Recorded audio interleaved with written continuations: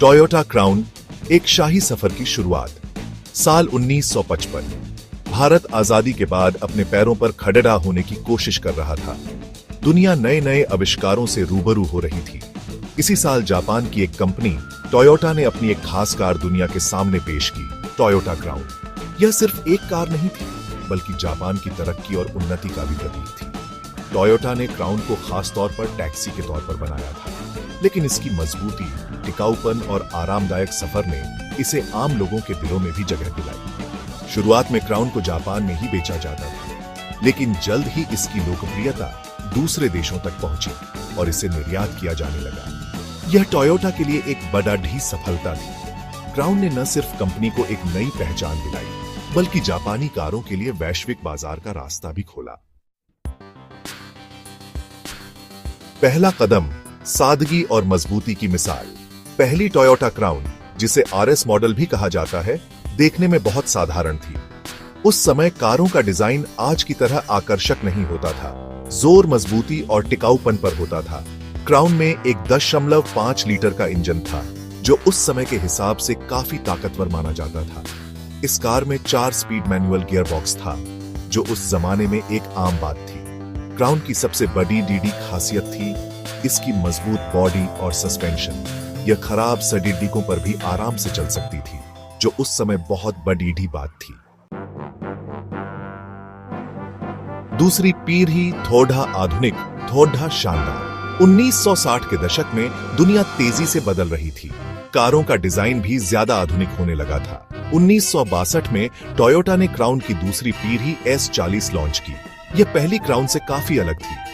इसका डिजाइन ज्यादा स्टाइलिश था और इसमें कई नए फीचर्स जोड़े गए थे। नई क्राउन में 1.9 लीटर का ज्यादा शक्तिशाली इंजन था, जो इसे ज्यादा तेज रफ्तार देता था। इसमें पहली बार ऑटोमेटिक गियर बॉक्स का विकल्प भी दिया गया था, जो उस समय एक लग्जरी फीचर माना जाता था। टोयोटा ने इस कार में एयर कंडीशनिंग और पावर स्टीयरिंग जैसे फीचर्स भी शामिल किए, जिससे यह लोगों को और भी पसंद आने लगी।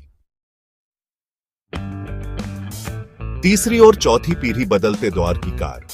1967 में आई तीसरी पीढ़ी S50 और 1971 में आई चौथी पीढ़ी S60 और S70 ने क्राउन को और भी आधुनिक बनाया।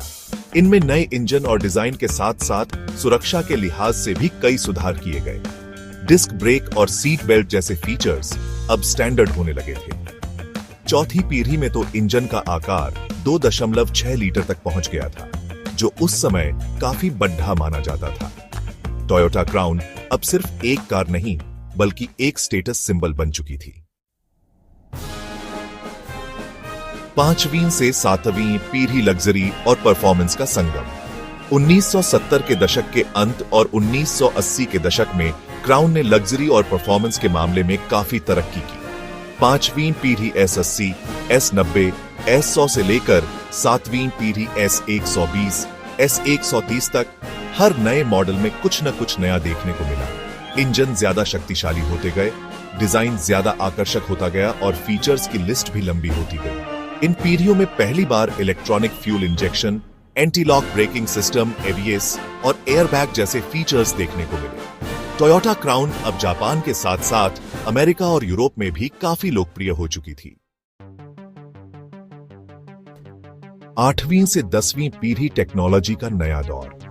1990 के दशक में टेक्नोलॉजी ने तेजी से तरक्की की और इसका असर टोयोटा क्राउन पर भी देखने को मिला। 8वीं पीढ़ी S140 से लेकर 10वीं पीढ़ी S170 तक क्राउन में कई नए और एडवांस्ड फीचर्स शामिल किए गए।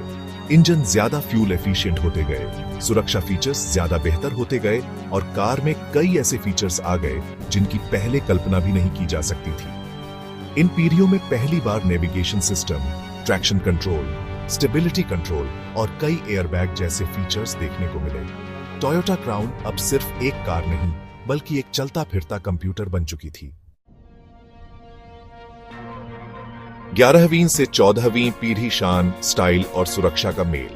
नई सदी के साथ टोयोटा क्राउन का भी एक नया अवतार सामने आया। 11वीं पीढ़ी S180 से लेकर 14वीं पीढ़ी S210 तक हर नए मॉडल में शान, स्टाइल और सुरक्षा का बेहतरीन मेल देखने को मिला। डिजाइन ज्यादा आकर्षक और एरोडायनेमिक होता गया, इंटीरियर ज्यादा लग्जरी होता गया और इंजन और भी ज्यादा शक्तिशाली और फ्यूल एफिशिएंट होते गए। इन पीढ़ियों में पहली बार हाइब्रिड टेक्नोलॉजी का इस्तेमाल किया गया, जिससे क्राउन की फ्यूल एफिशिएंसी में काफी सुधार हुआ।